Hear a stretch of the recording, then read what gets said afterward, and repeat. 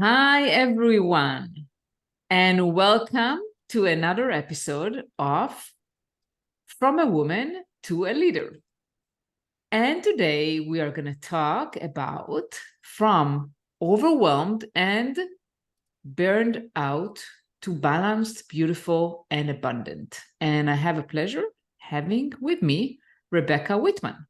And Rebecca is the magnetic abundance mentor and author of several books.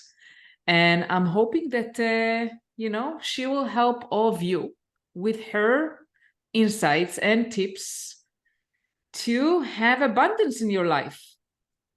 Hi, Rebecca. Welcome. Hi, Lamore. It's great to be here.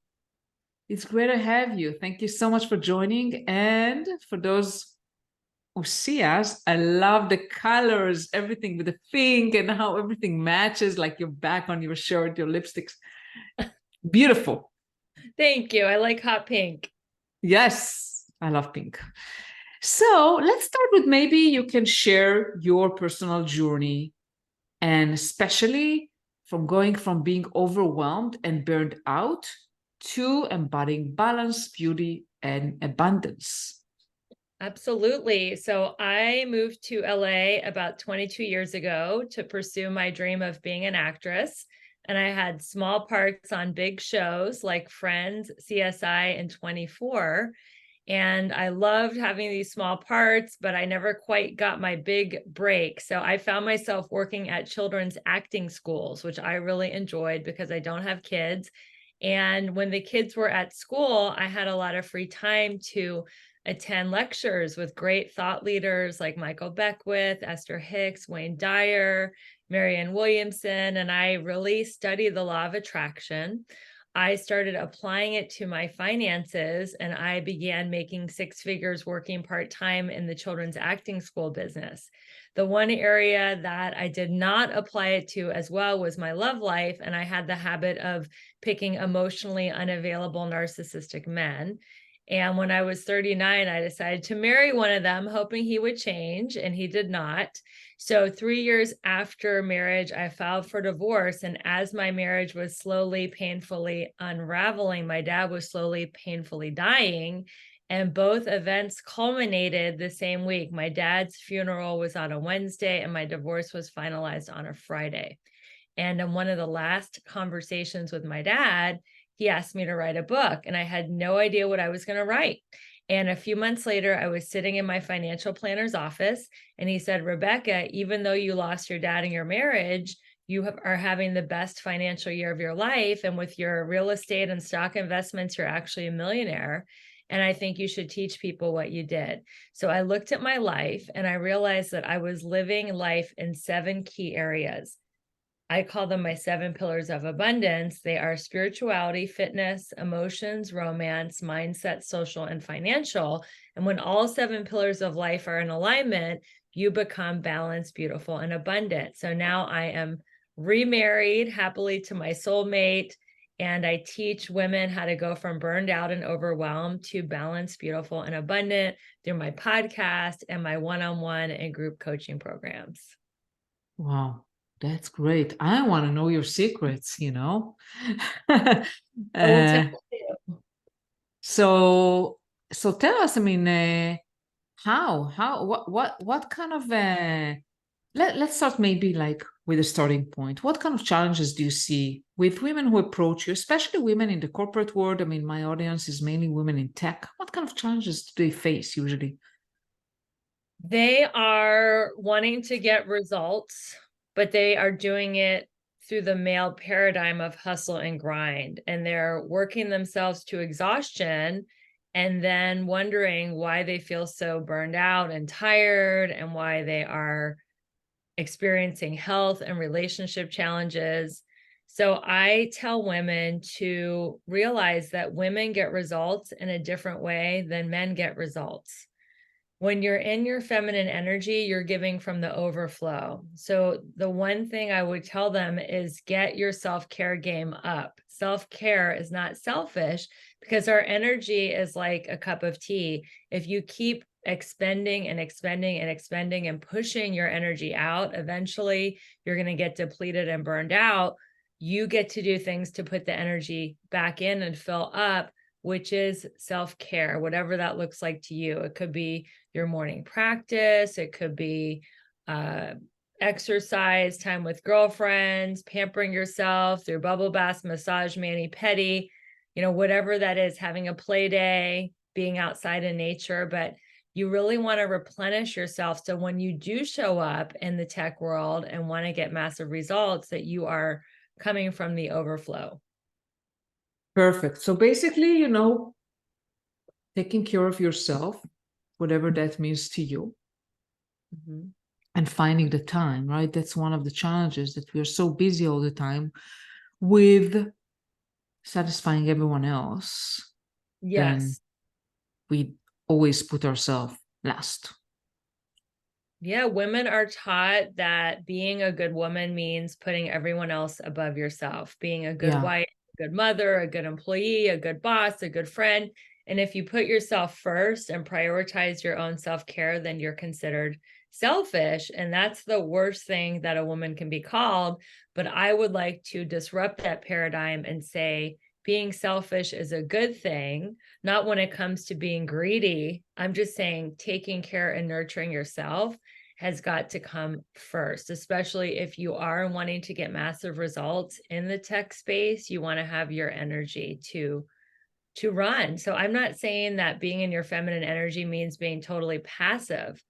You can still take action, but listen to the signs of burnout and listen to your body and take breaks when you need to. Absolutely. And you mentioned the 7 pillars. So can you kind of describe how does it work with the 7 pillars?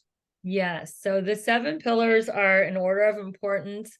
The first one is spirituality. And I am a huge believer of having a morning practice. I met a woman in the 90s. Her name was Janet, and she taught me how to do what she called a God journal. And she gave me some journal prompts. I've been doing these journal prompts. I've added a few of my own. I've been doing them every morning for 30 years, and I'm actually going to give them as a gift to your listeners. So everybody keep listening for how to get this gift. But I write in the God journal every morning. I now call it the abundance journal. I read something that is from personal growth or spiritual literature, and that is the first pillar. The second pillar is fitness. I do work out in the morning. Some people like to work out at lunchtime or in the evening, but I like to work out in the morning because it gives me energy for my day. The third pillar is emotions. All emotions are coming from scarcity or abundance. You're either thinking, oh my God, there's not enough energy, there's not enough time, there's not enough money, there's not enough attention, there's not enough likes and comments, there's not enough, or there's plenty of time, there's plenty of money, I have plenty of energy, I have plenty of confidence. So I help women go from scarcity to abundance. The next pillar is romance. Romance affects finance. So if you're in a relationship with someone that does not hold you high and believe in you, they are draining your energy. There's no such thing as neutral energy. People are either lifting you up or they're draining you. So I encourage my clients to look at their love life, and I help them find a healthy, committed, monogamous relationship if they don't already have one. The next pillar is mental, and mental just means room to grow. Listening to this podcast, From a Woman to a Leader, is working on your mental. Listening to Audible, YouTube. There are classes to take in person and online. So anything to expand your mind is mental. After mental is social. I believe that community creates immunity. So the more people you have in your life that believe in you, that support you, that are cheering you on as you reach for your goals and dreams, the easier it's going to be to get there. And again, I encourage my clients to walk away from the relationships that are no longer lifting them up. And finally, financial. Now, Lamora, everybody thinks financial is first. They think I'll work. I'll make a ton of money. I'll hire a personal trainer. I'll get really fit. I'll attract my soulmate. We'll go on spiritual retreats and socialize with other couples and get happy. But I'm telling you, finance is the last piece of the puzzle to come into play, because when you are feeling healthy and in love and have good friends and have a spiritual practice, you are going to attract people who want to do business with you, who want to give you money as clients or whatever it is that your tech products, goods, and services. People want to do with people money and do business with people that are alive and that are present, and doing all these practices and having your energy in alignment is going to attract more money. Wow, beautiful. Great. So how do you do that? So let's say I'm a woman in tech. I'm very burned out. I'm trying to do everything, to juggle everything. I'm putting myself last. And I feel like, well, I'm in a rat race and there is no way out. Where do I start? Yeah. You start with, if you feel like you have no time, you can wake up a little earlier to create more time. And this was really challenging for me. I prided myself on not being a morning person. Even in college, I would schedule all my classes at noon so I could sleep in. And I have recently gotten so busy with launching this coaching business and my podcast and all the stuff that I'm doing. I actually have 4 businesses. I have learned from my husband that if I want to expand time, I can wake up a little earlier. So I've been waking up early for me, which is at 6 o'clock. And yeah, doing the morning practice no matter what. So I would say that is a good place for them to start, which is why I'm gifting everyone with my abundance journal, and have that morning practice. If you absolutely cannot wake up early, then do an evening practice, but do something either morning or evening, or if you're a rock star, do both, where you can kind of feel anchored and connected to a power greater than yourself. You can start there. Mm-hmm. The next thing is to schedule your workouts on Sunday. So body before business, schedule your workouts. I don't care if it's just walking around at lunch and you bring your gym shoes with you to the office and you walk around at lunch. Anything, any kind of movement in the body, I would say that would be the next step, to schedule that. Another step would be to schedule just one social outing a week with a girlfriend.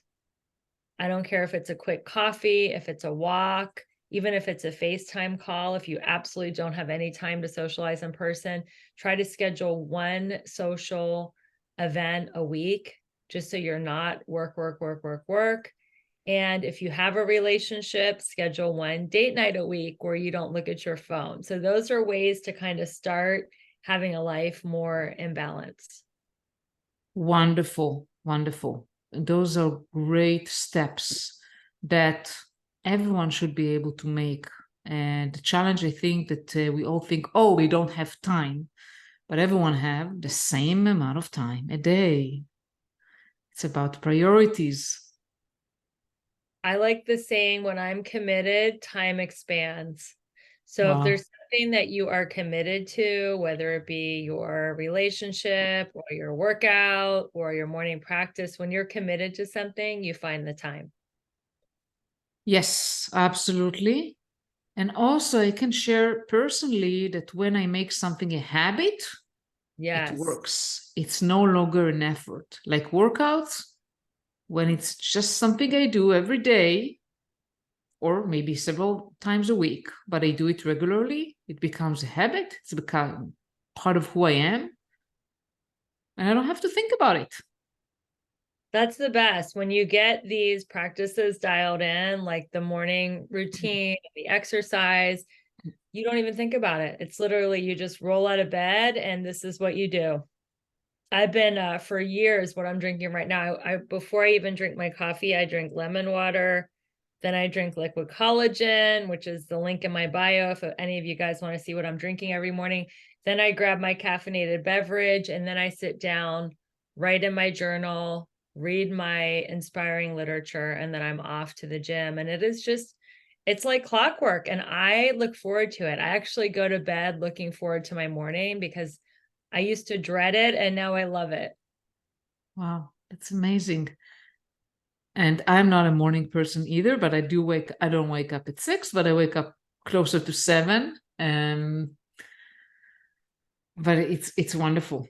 And I wanted to ask you about the mindset, the abundance versus scarcity, because that's a tricky one. And I see a lot of women, and not just women, by the way, people that always look at, okay, there are no open roles, there are no opportunities. They don't, I have a competition, like all those people are trying to get the same role as I am, right? I mean, I have to beat someone else. And that's kind of a very negative spiral. So how do you change your mindset from thinking of what you don't have or competition or scarcity, like there is no enough for everyone, to abundance? Yeah, that's a great question. So the oldest part of our brain is called the limbic system. It's our reptile brain. And that is what all animals have. And that's competition over limited resources, over limited food for survival. And that is kind of how we're hardwired. But man and woman have evolved beyond that. And it is a discipline to realize when I get into, oh my God, there's not enough, someone's taking mine. Okay, stop. I'm in my reptilian limbic brain. There's plenty. So how do I switch it? I come up with an affirmation. I really like the affirmation, I am enough. I have enough. I am willing to set myself free. And then when I think about it, there's plenty of sand at the beach. You don't go to the beach going, oh my God, that person's sitting on more sand than me. They have a bigger blanket. They're taking up too much sand. There's not enough sand. Or you don't go sit in the sun and think, oh my God, that person's getting more sun than me. Everyone gets exactly what they need, and everybody has uniquely designed lessons. I used to compare myself, which is another form of scarcity thinking. I would compare my insides to other people's outsides, meaning I would feel not enough on the inside because I would look at everything they had on social media. They have, the house, the car, the family, whatever it is, it all looks perfect, but I don't know what's going on inside. I don't know what their own inner struggle is and what pain they have. Part of being human is going through, pain and challenge and struggle. So comparison is another form of scarcity thinking. And instead of thinking of it as, oh my God, they have something that I want and I'll never get it, I think of them as, wow, what an example. Like you just said earlier, Lamore, everybody has the same amount of hours in a day, same amount of days in a week, same amount of weeks in a year. If they can achieve that, then it's possible for me. They are actually showing me what is possible and be happy for them. And the more I learn to celebrate somebody's success instead of being jealous, then I get into that same energy of success. And then I'm going to start attracting success faster. But when I'm like in the self-pity of, oh my God, they got it, I'll never get it. What's wrong with me? I have bad luck. I don't get any good breaks. And I'm just pushing my success away. Yeah, it's easier said than done. I can share based on my own experience. Do you have any tips like how to, so you mentioned affirmations, which is a great one. Do you have any other tips? How can you, because it takes time to switch your mindset, Yes. especially when you are, in an environment that may be some competitive and not super supportive. Yeah, so I really believe gratitude is another way to shift your mindset. Happiness is not getting what you want, it's wanting what you have. And in the abundance journal, I do have a journal prompt of a gratitude list. That is really important. And compare yourself to where you were 6 months or a year or 5 or 10 years ago. Instead of comparing yourself to other people, look at how far you've come. And if you can just improve yourself 1% every day, by the end of the year, that's 365% improvement. And if you do that year in and year out, you are going to be moving very far along your path of career, personal growth, and development. So make time like you're doing right now to listen to great shows like From a Woman to a Leader. Listen to my show, the Balanced, Beautiful, and Abundant Show. Keep working on your mindset because society is telling you to be fear-based. there's never enough. Oh no, there's all these terrible things happening in the world. And I'm not saying they're not, but there's disease and there's war and there's poverty. And if you just get brainwashed by the collective media and you don't listen to anything positive, it is so easy to fall into that groove of scarcity, because that's what the rest of the world is thinking. So make time, find time in the nooks and crannies of your day, when you're getting ready for work, when you're driving, when you're walking the dog, when you're doing household chores or errands, to listen to podcasts like this, to listen to audibles and videos and coaches that lift you up, so you can reprogram your mind to think in abundance. Because you're right, it does take a discipline and a practice, and that's why it's called a practice. You want to practice listening to things that are pouring into your abundance mindset every single day. Those are great things. And you mentioned also surrounding yourself with people, right? With positivity, with people who help you to lift yourself and avoid people who are toxic and bring you down, basically. Yeah, I mean, I used to hang out with the Ain't It Awful crowd. Ain't it awful about the recession? Ain't it awful about the grocery and the gas prices? Ain't it awful about, whatever it is? Somebody got a promotion and it should have been my promotion.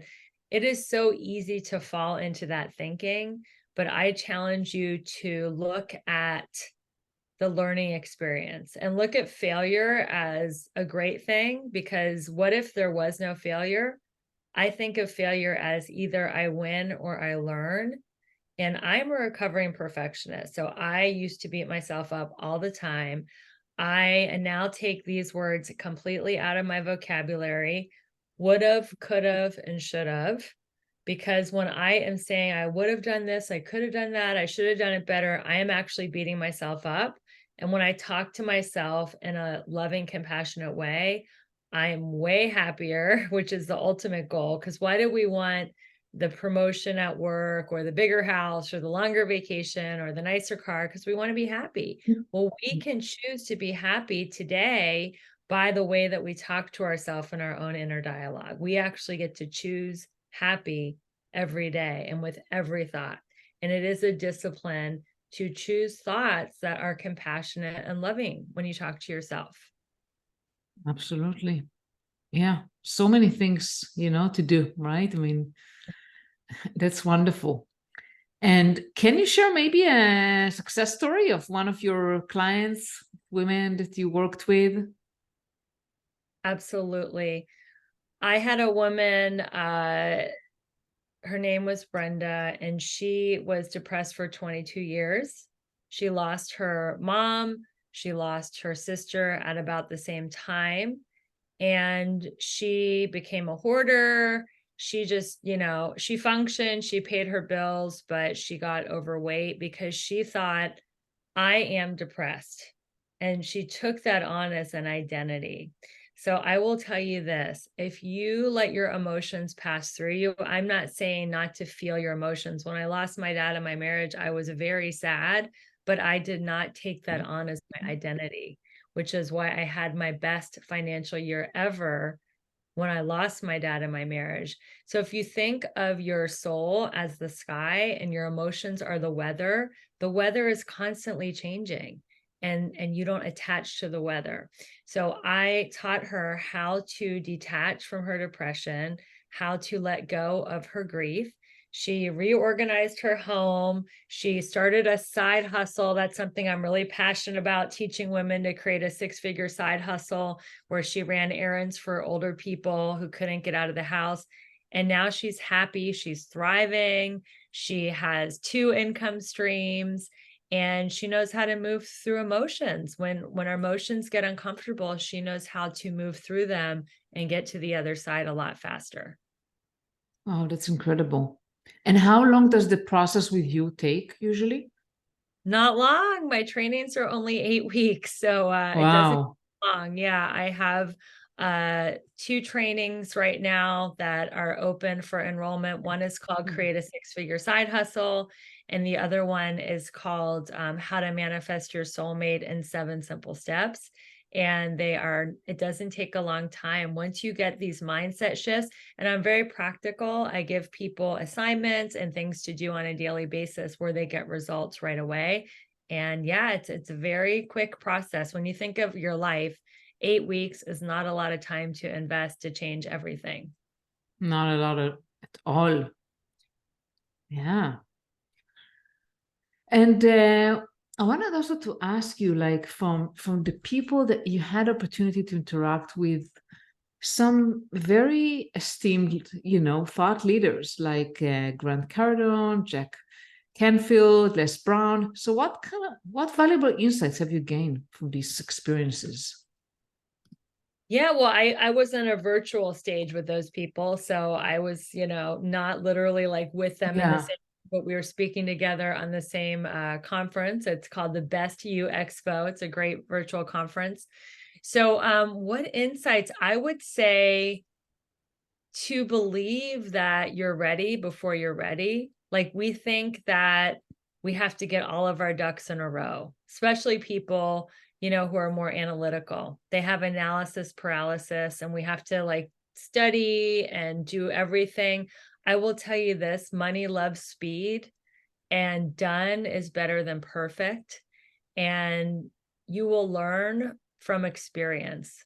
For myself, I've taken a lot of online marketing courses and branding, but when I actually went out and did the action and put myself out there online, that's really what I learned from the most. And just try things, fail fast and fail forward, because like I said, what would you do if you knew there was no failure and that you either win or you learn?